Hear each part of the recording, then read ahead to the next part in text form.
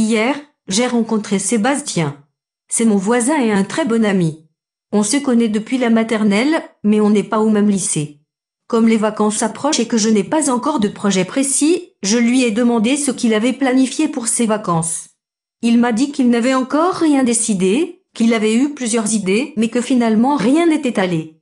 Je lui ai proposé de travailler ensemble à ce sujet, en commençant par ce qui nous ferait plaisir à tous les deux.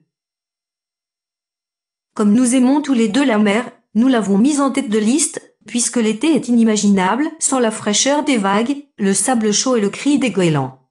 C'est là que les levers et les couchers du soleil sont les plus beaux. Se prélasser au soleil et oublier tous les soucis. En plus, nous aurions l'occasion de nager et de faire de la voile. On se voyait déjà tous les deux à bord d'un bateau à voile, en train d'admirer l'étendue bleue. Une croisière serait parfaite. On prendrait le large, on connaîtrait de nouveaux endroits pittoresques. On s'imaginait tant d'aventures.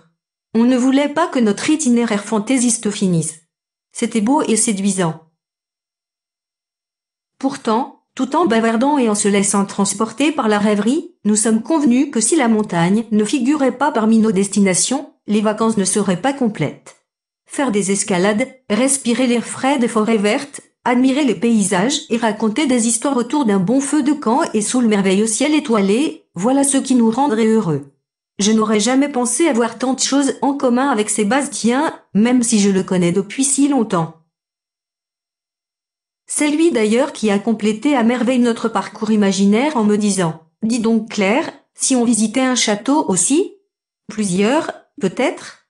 Les châteaux, ça m'inspire, ils m'ont toujours fasciné. » Plus je l'écoutais, plus je comprenais qu'il était le compagnon idéal, parce qu'il devinait mes pensées.